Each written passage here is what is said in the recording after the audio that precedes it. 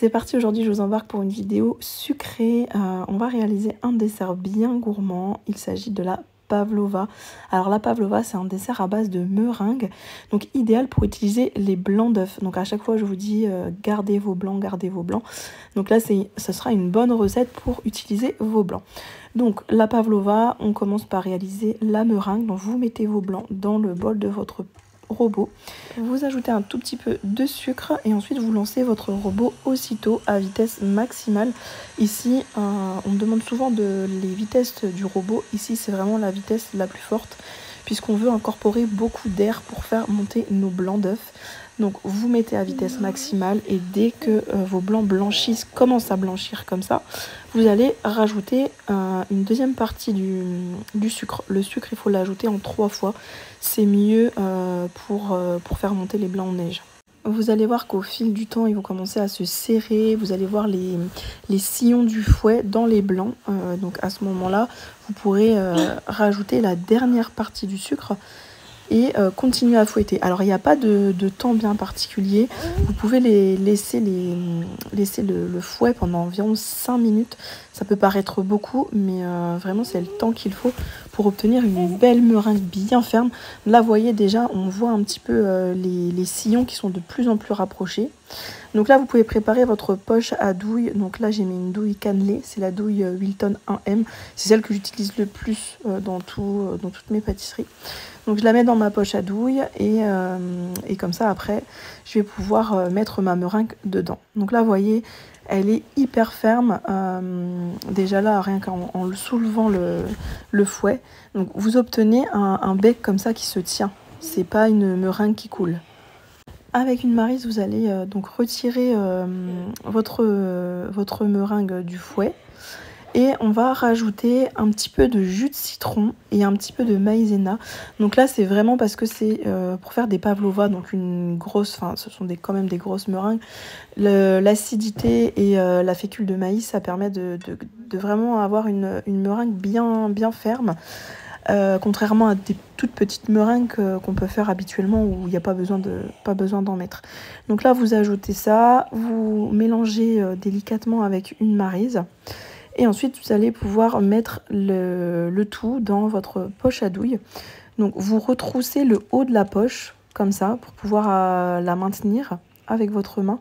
Et vous venez avec votre autre main mettre la meringue dedans.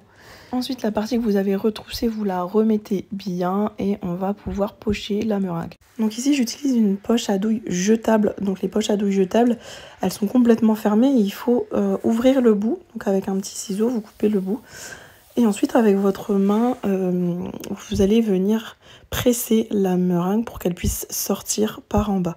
Donc avec ma main droite en haut, je presse et avec ma main gauche, je dirige ma poche. Donc là, on va réaliser des mini pavlova. Donc pour les mini pavlova, voilà, c'est ça, c'est des petits cylindres. Donc vous venez faire le bas, vous faites une rosace, et ensuite vous montez de 2 ou 3 étages, comme ça, pour faire un creux, dans lequel on mettra notre crème. Donc je vous remontre encore une fois, vous faites le bas de la pavlova, puis vous montez, faire 2 ou 3 étages, c'est vraiment comme vous voulez. Donc là je fais des petites, mais vous pouvez faire également une grande, c'est-à-dire vous tracez un cercle de 18 cm sur votre papier et vous faites une grande de la même façon. Donc moi je voulais des petites meringues à côté pour, en fait je les utilise pour décorer mes gâteaux, les petites meringues. Donc du coup je voulais que 6 petites pavlova, donc j'en ai fait 6 et avec tout le reste j'ai fait des petites meringues. Il faut savoir que les meringues se conservent facilement pendant environ 1 mois dans une boîte hermétique, ça bouge pas du tout et c'est toujours autant croustillant. Donc voilà, c'est une bonne façon d'utiliser les blancs. Si vous voulez élargir un petit peu vos cavités de vos pavlova, vous pouvez le faire avec le dos d'une cuillère comme ça. Et ensuite vous les mettez à cuire au four. Alors c'est un petit peu long parce qu'en fait les pavlova elles ne vont pas cuire, elles vont sécher. Donc on les met à très basse température pendant longtemps pour qu'elles sèchent et qu'elles deviennent donc croustillantes. Et voilà ce qu'on obtient. De belles meringues bien blanches et bien croustillantes. Donc vous pouvez soit continuer votre recette aussitôt, soit les mettre dans un tupperware parce que ça se conserve très très bien. Et vous pouvez enchaîner la recette le lendemain si vous voulez. Donc là je vais vous montrer, je vais faire tout simplement une chantilly mascarpone à la vanille. Donc pour la chantilly mascarpone, il vous faut de la crème liquide à 30% de matière grasse, un petit peu de mascarpone, du sucre glace et une gousse de vanille. Donc on va commencer par mettre la mascarpone dans le bol du robot. Donc je vais vous montrer comment refaire une chantilly. Je vous avais déjà montré, mais c'est vrai qu'il y a beaucoup de personnes qui ont du mal avec la chantilly. Donc je vais bien vous réexpliquer. Donc votre crème liquide, votre mascarpone doivent être très très froids. Ne les sortez pas du frigo à l'avance, ça sert strictement à rien, il faut que ce soit bien froid. Si vous voulez, vous pouvez même mettre le bol de votre robot au frigo. Ensuite, vous allez prendre une gousse de vanille, vous allez la fendre en deux. Donc comme d'habitude, moi j'utilise le petit dégousseur. À chaque fois, on me pose la question, mais c'est un petit dégousseur qui ne coupe pas, qui est vendu chez Epsi, là où je prends la vanille. Et c'est hyper pratique parce que ça permet de vraiment bien fendre la gousse et bien récupérer toutes les graines à l'intérieur. Donc vous voyez avec le petit côté pointu, je fends la gousse en deux. Et ensuite, je vais l'ouvrir. Donc cette vanille là, ça fait un moment que je l'ai le paquet. Et vous voyez comment la gousse, elle est encore bien grasse et bien charnue. Vous voyez, on voit que ça brille un peu. Il y a encore beaucoup de graines et les gousses ne sont pas sèches du tout. C'était la dernière gousse de mon paquet et le paquet, je dois l'avoir depuis un petit moment. Mais voilà, les gousses, elles ne sèchent absolument pas. Et ensuite, avec le côté un peu plus arrondi, je viens gratter comme ça tout le long. Et regardez ce que je récupère. C'est incroyable comment dans une gousse on peut récupérer autant de petits grains. Donc ça, c'est ce qui va vraiment faire toute la différence dans votre crème. Ça n'a rien à voir avec le sucre vanillé. Strictement rien à voir. Vraiment, si je peux vous conseiller, c'est de vraiment mettre de la vraie vanille. Ça sublimera vos desserts et vos pâtisseries en tout genre. La gousse, ne la jetez pas comme d'habitude, je vous le répète à chaque fois, conservez-les dans un pot de sucre pour obtenir du sucre vanillé maison. Voilà, les gousses de vanille en fait elles ne se jettent pas du tout, elles se recyclent sous différentes formes, donc là pour du sucre vanillé, mais une fois que les gousses elles seront vraiment très sèches, limite dures comme du bois, on pourra les mixer pour faire de la poudre. Voilà, une fois que vous avez fait ça, vous rajoutez du sucre glace dans votre robot. Et ensuite, c'est parti, on va monter la crème en chantilly. Donc, vous mettez votre fouet. Vous mettrez votre robot à la première vitesse. On commence à la première vitesse pour mélanger le tout. Donc, mélanger la mascarpone qui est assez ferme avec la crème liquide. Donc, vous mélangez vitesse 1. Quand vous voyez que ça commence à s'incorporer, vous augmentez la vitesse à vitesse 2. Et quand vous allez voir que tout est vraiment bien mélangé, vous allez pouvoir augmenter la vitesse au fur et à mesure plus vite pour faire monter donc votre crème. Donc là, moi je l'augmente en fait au fur et à mesure. Et surtout, observez votre crème, n'allez pas faire autre chose parce que des fois ça peut aller plus vite que prévu. N'allez pas, je sais pas, répondre au téléphone ou faire la vaisselle ou quoi que ce soit. Vous restez à côté de votre robot et vous regardez. Parce qu'en fait, monter une crème en chantilly, ça va assez vite.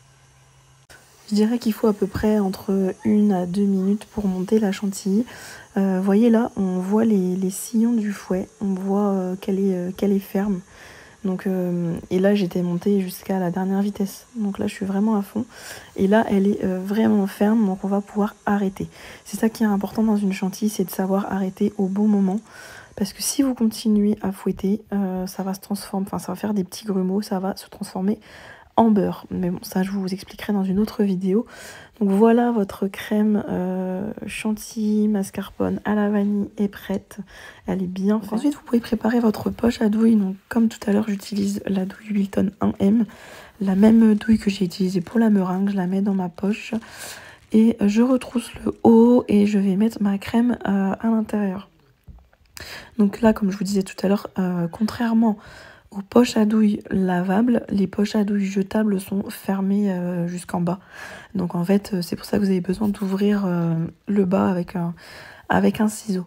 Donc là, vous pressez bien, mais comme c'est fermé en bas, la crème ne va pas descendre. Là, quand vous allez faire l'appel d'air en retirant le bout, la crème ensuite va descendre quand vous allez appuyer avec votre main.